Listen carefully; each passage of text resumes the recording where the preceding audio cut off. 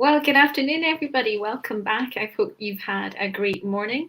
I'm delighted to be chairing this session with Matt and Tinne. So without further ado, because we've only got 20 minutes, I'm going to hand over to them, and they're going to talk to us about interactive courseware to connect discussion to course materials. So what? So over to you guys. Brill, I'll start. My name's Matt. I'm the principal investigator on this project, which is an Erasmus Plus project.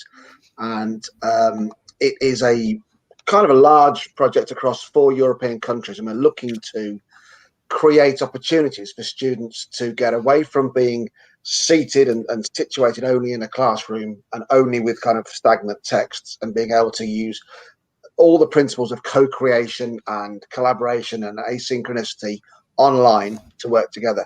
So I'm going to hand over mainly to Tinne, who is one of my colleagues on this. She's going to take us through it. We hope to be able to use Poll Everywhere at certain points in this, so make sure you've got your phone with you so that you can add some of your own points to it. Do write stuff in the chat, and then at the end, there'll be an opportunity for us to do a little advertising pitch and hopefully to pick up on all your questions. Right, Tinne. Thank you, Matt, for the introduction. So also welcome from my side. I'm Tinne, and let me introduce the need while we are doing this project and what we will be discussing today. So what we see is we have a lot of course material hanging around everywhere. And then, of course, we want to differentiate our students according to their levels, their interests, the speed of working, etc. We want our students to become self-regulated learners. All of this is leading sometimes to asynchronous versus synchronous learning behavior. So we have students doing things on their own. And on the other hand, we want to promote social learning, because social learning really provides a nice environment for deep understanding of what's going on. So in our project, we're thinking, can we combine asynchronous and social learning, or is there a contradiction? So the platform we are using inside our project is the Nextbook platform. And the Nextbook platform is a platform for so-called next generation textbooks. It offers quite some interactivity, both regarding the content, so you can add videos and questions and everything, but there's also added a social learning environment where teachers and learners can interact. So this is just a visual that is coming from the website and saying these are next generation textbooks. But so it has a couple of features. So we offer quality textbook from around the world. We have opportunity to create and organize your own notes. There's an integrated Q&A, and there's an opportunity to analyze learning behavior. So, but to make this more clear, let's do a small live presentation. So I'm going to take you to first the sample, the manual of the platform, which is in fact also integrated directly on the Nextbook platform. So we come here to this handbook, which is the manual, and then you can see here the outline. And then you see a couple of things students can do. They can add marks to their courses, so they can highlight things, and they can, like that, also even create automatic summaries of the book they have been reading.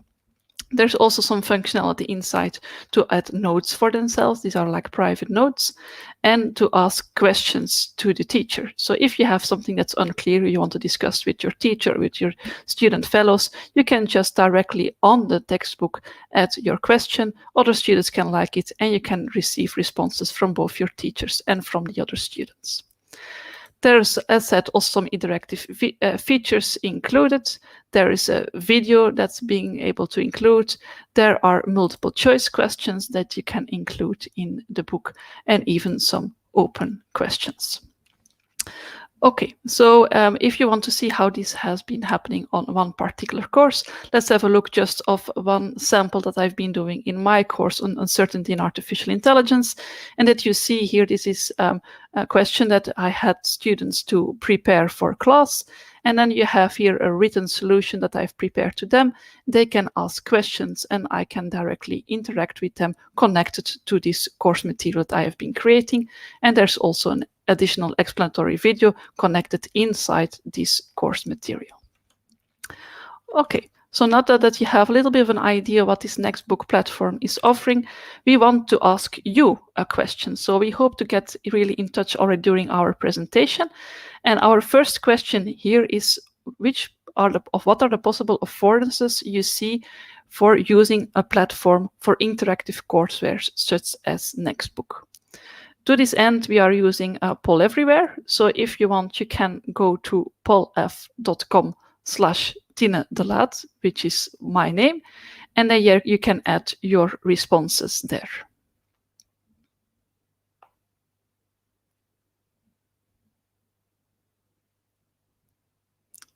Switching between platforms always take a couple of minutes, so take your time to go to this URL. So you see it on top of the slides. It's poll with a double lf.com/Tinne de Laet.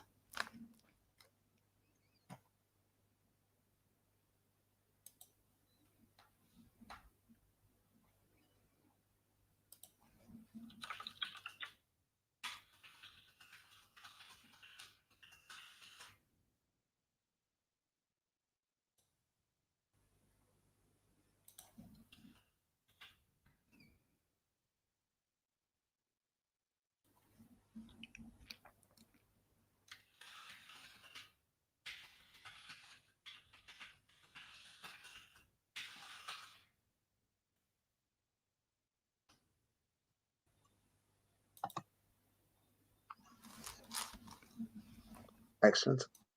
Yeah, that social interaction is a big one, and especially at the moment when we have been forcibly ejected from our classrooms, having that opportunity. One of the things that really worries us as teachers, I think, is losing that opportunity every 5 seconds or so. Every couple of minutes, every bit of instruction to say, talk to your partner. What do you think about that? And getting that social construction of learning. So having that opportunity is really key. And then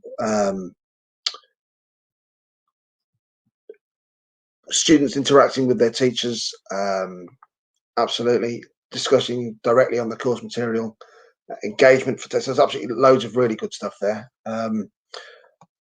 I'll attempt now to put the I'm not sure that I can actually put a comment in the chat because we're on a separate stream, so I don't think I can access it. So hopefully there you go. That's the way forward. I think we're already 8 minutes in, Tinne, so I think if we jump forward, there will be another couple of opportunities to engage. There'll be another poll in a minute, but there's some brilliant things coming through. Yeah, thank you for your interaction already. I think these are really great things coming in. So let's continue. So what are the affordances that we have been seeing? It's like you can have collaboration directly on a textbook, you can enhance creativity, you can help steer self-directed learning of students, and you can offer like personalized resources. There are plenty of theoretical underpinning of what we are doing. So like dialogue practice, pedagogy, student empowerment, and nurturing agency in students. What we want to present to you is a small case study that we have been doing. And to this end, I want to explain you the context in which this case study happened. And that's the context of where I'm operating. I'm a professor in engineering science at the University of Leuven. And typically we're teaching in quite big classrooms like you see here, where we're teaching theory.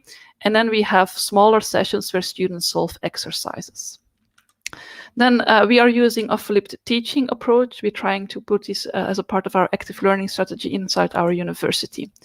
This means that we will have some course material resources that students have to prepare beforehand before they can enter the interactive lecture, where we typically do then a Q&A and a discussion. This is just, of course, one potential use case where we can integrate the course material, where we can have students asking questions that can feed our discussion into the interactive lecture and the Q&A and discussion. But maybe you also see some other opportunities, some other potential use cases for this interactive courseware. So then we come back to you again.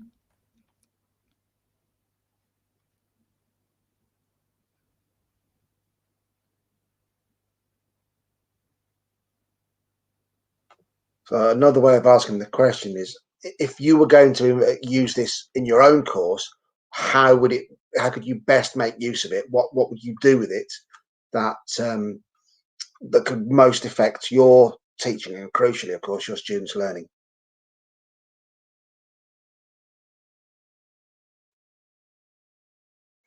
And I take Roger's point in the chat there that traditional virtual learning environments and so on tend to have those key elements of, there's a tool for this and there's a tool for that and there's a tool for the other, and they're often in separate areas. I know the one we use has a chat function, but it's separated out from some of the other opportunities. So you can be reading something, but you've got to go somewhere else to chat on it. So having that interactive nature, hopefully, we're looking to be particularly useful, because you can do it all in the same place.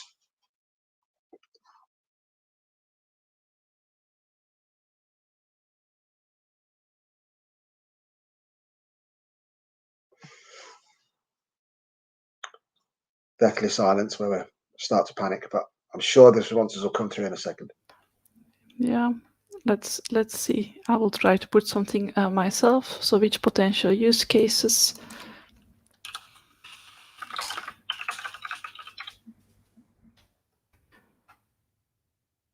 I think they're not popping up for the moment. I don't know what's going on, but maybe we should continue. Maybe you can put them in the chat, or I can try to solve it quickly.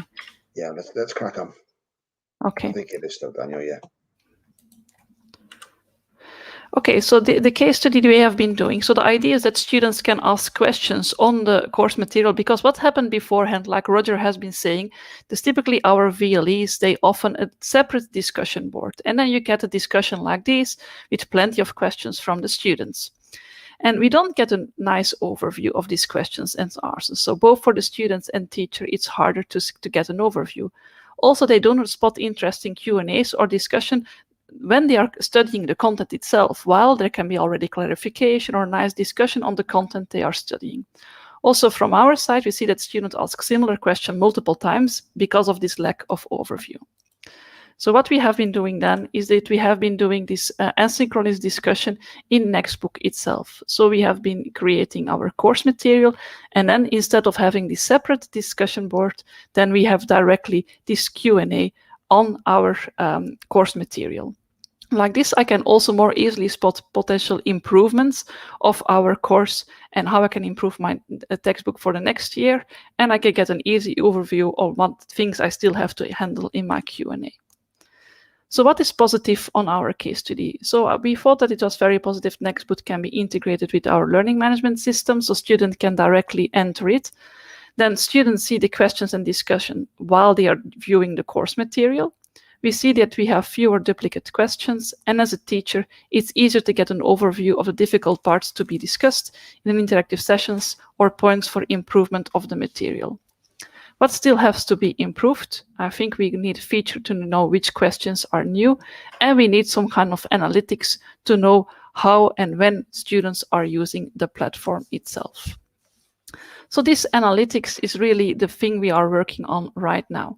So we want to get some data from the course, we want to do an analysis, and then we want to take some actions. Of course, this data will only be useful if we can collect meaningful learning traces. Then, if we have meaningful learning traces, we want to use them to answer pedagogical questions. And then, of course, this is key and is connected to instructional design. So we want to design our courses inside Nextbook such that I will provide meaningful learning traces, that we will have opportunities for interaction, that we have these questions, that you can look at the discussions that are going on. If you have these meaningful learning traces, then you can use them to answer pedagogical questions. So in our project, we really try to develop the pedagogical use cases, and then to make sure we make an instructional design recommendation that will result in useful analytics. Okay, let's see if this one will pop out or not, and otherwise I'll present it in another screen. So Howard, maybe you can introduce the question in the meanwhile. Howard was supposed to join us and hasn't, so it's just us, but never mind. So one of the things we're really interested in is working with the Nextbook platform. They can essentially give us any learning analytics we want, and the question is, what should we be looking for? And so to some degree for you, if it was your course, what would you want to know? Because it's not just about how much time someone spends on there necessarily, but is it more about how many times they ask questions or how often they respond to each other, or what is it? You know, and I guess it depends to some degree whether you're teaching ancient history or you're teaching chemical engineering or you're teaching for like primary teaching. So what would you be looking for if it was you? We're nearly at the end of our presentation, and I think the next slide is essentially us asking you or offering you the opportunity. You are all extremely welcome to leave your, either to get hold of us there on either of those email addresses, or to just put your details in the side here. It's up to you. Probably emailing us is better, because you can just take a screenshot of that right now. If you would like to be an early adopter of Nextbook, we can get you free logins to answer Clint's question. Yes, instructors can share and reuse. They can grab the stuff. They can share it with each other. They can keep it, and there are also layers within it which we haven't talked about. You can look at you and your students can look at the work completely clean, or you can overlay comments, or you can overlay only a single person's comments and questions, or you can put everybody's on there. There's lots of ways that you can use it. So if you would like to be to try it out, get hold of us and we'll get you an opportunity to do that. That'd be really useful. And we've just got another couple of questions relating to what kind of VLE or LMS you're using just now to connect with. And that's from Daniel. Yeah, the one that we have been using to connect, we have a Blackboard-based system, but I know that Nextbook has been connected to other learning management systems as well. So they're using the LTI standard to do the connection. So any platform that would use such a standard would be able to be integrated. But you can definitely send us a question and we can get you in touch with the developers of Nextbook. Great, that's it. One thing I wanted to ask, and can you said there was different views for staff there, Matt, but can students download, like if they had annotated something, can they download and keep that after the course duration has ended? Or is it all just within the module space, the notebook space when you're an actual student? So it depends, and I think on how you set it and which are the restrictions you have. But you can either have you can allow them to download the content itself, so they would still have an opportunity to have the content even after their course ends. They can also still log in to the platform directly and not through the LMS, and then the textbook could still be there if you allow it as a teacher.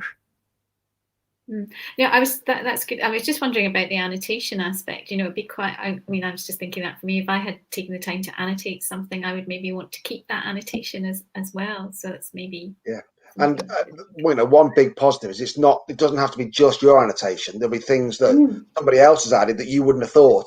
You know, and then you're building a conversation about it. And one of the things that we're looking to do with this is to actually extend it into becoming co-creation software, not just commenting on, but actually building their own textbooks, their own usages and their own case studies. So actually producing a brand new piece of work each time that you use it. Each iteration of the module, you'd actually create a new version of it that would be bespoke to the students on the course, which I think is a really exciting opportunity. Yeah, absolutely. And if they could be openly available under, an open license, that would be fantastic, wouldn't it? Yeah, that would be really exciting. Yeah. Very exciting. Yeah. Do we have any? I don't think we've got any more questions, but I guess that relates. I suppose the other thing when you were asking me about the analytics, I think what was going through my head is I'm not quite sure what data I would actually want just now, because I'm not quite sure what's going to be most important. So again, what was going through my head was maybe having more in-depth conversations with the student and showing them the analytics that you've got just now, and there might be things that they see or they want that maybe are not so obvious to us from the other side of the textbook. That's true, I suppose. Yeah. It's a very simplistic version. Is that we often say to students at the start of a course or a module, there's a clear correlation between the amount of time you spend doing it and the grade at the end. But it's not necessarily, they don't all do it online. So you might have spent 1 hour on the course online the whole time, but done 100 hours reading and work offline. And somebody else might have spent 100 hours with it on in the background and spent the rest of the time looking at YouTube. So you're never quite sure. It's about, so what would be really meaningful, analytical? Yeah. Yeah, and I think that leads to Teresa's question about how you protect students who don't want to share their steps in that way. Unfortunately, I think we are going to be we're just about at the end of the time, but maybe quickly we can answer that question. But if not, that might again be something that we can follow up in the Discord spaces as well. But just in case we're cut off, I just want to really thank Matt and Tinne for an absolutely fascinating presentation. Lots packed in there, guys. Thank you so much. So everyone, please do follow up, get in touch if you want to see this in action. Please. And maybe we could just have a few virtual rounds of claps and everything for our presenters. And thank you very much, everyone. Thank you very much. And I'm pretty sure Warwick Language is Teresa, and you follow me on Twitter anyway, so you can ask me there. Yeah. Nom nom nom.